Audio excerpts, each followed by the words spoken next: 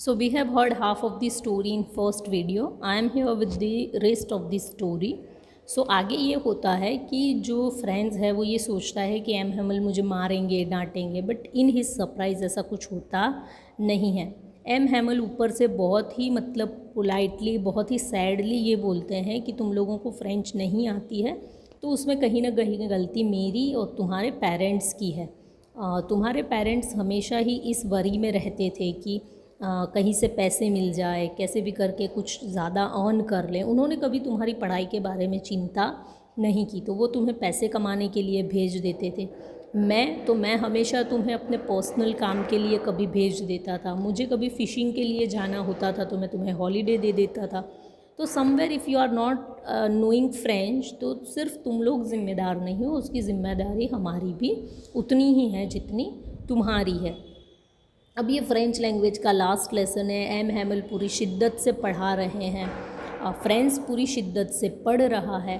French को अभी ऐसा लग रहा है कि मुझे पूरा चैप्टर अच्छे से समझ में आ रहा है, सब कुछ सही हो रहा है, मुझे फ्रेंच पढ़नी है, बट अब वो पॉसिबल नहीं है। वो सोचता है कि क्यों आज मुझे सब समझ में आ रहा है, अभी तक तो ऐसा कभी नहीं हुआ। तो वो ऐसा सोचता है कि हो सकता है आज से पहले मैंने कभी क्लास में ध्यान ही नहीं दिया हो, जितनी अटेंटिवली आज मैं क्लास अटेंड कर रहा हूँ उतने अटेंटिवली मैंने कभी क्लास को अटेंड नहीं किया। या फिर ऐसा हो सकता है कि जिस एंथ्यूजियाज़म से आज एम हैमल पढ़ा रहे हैं, उस एंथ्यूजियाज़म से एम हैमल ने आज तक कभी ना पढ़ाया हो। रीज़न चाहे जो भी हो, बट उसे चीज़ें समझ में आ रही है।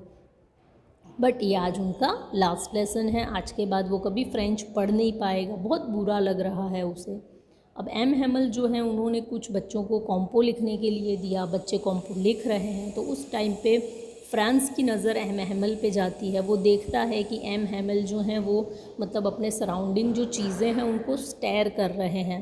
तो समवेयर 40 साल से ये टीचर यहाँ पर पढ़ा रहे हैं, कोई चेंजेस नहीं हुए 40 साल से, चीज़ें सब वैसी की वैसी है, सिवाय कुछ ट्रीज़ हैं जो बड़ी हो गई है, उसके अलावा सारी चीज़ें वैसी ही है। तो ऐसे लग रहा है कि जैसे एम हैमल इन चीज़ों को जैसे हमेशा अपने साथ रखना चाहते हो, उस तरीके से उन चीज़ों को वो स्टेयर कर रहे हैं, बारी बारी हर जगह पे वो स्टेयर कर रहे हैं। उसी टाइम पे उनके स्कूल के क्लासरूम के ऊपर कुछ घसीटने की आवाज़ें सुनाई दे रही है। तो एम हैमल का सामान पैक हो रहा है और वो यहाँ से जाने वाले हैं, तो वो सारा सामान पैक कर रहे हैं। टीचर को भी बहुत बुरा लग रहा है, स्टूडेंट्स को भी बहुत बुरा लग रहा है, बट इसमें वो लोग कुछ नहीं कर सकते। They have to accept it, उनके पास और कोई रास्ता नहीं है। एम हैमल पूरा सब कुछ पढ़ाने के बाद लास्ट में कुछ कहना चाहते हैं, बट उनका गला चौक हो जाता है, बिकॉज ही वॉज क्राइंग। तो उनका जो गला है वो चॉक्ड हो जाता है and he couldn't speak anything. तो वो ब्लैक बोर्ड पे लिखते हैं एक चॉक की हेल्प से, विवेला फ्रांस।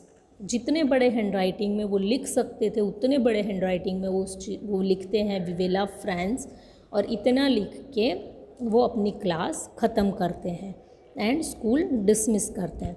स्कूल जब वो डिसमिस करते हैं तो वो शब्द नहीं बोल पाते हैं, वो बस अपना हाथ हिला के बच्चों को ऐसे इशारा कर देते हैं कि अब तुम जा सकते हो यहाँ से।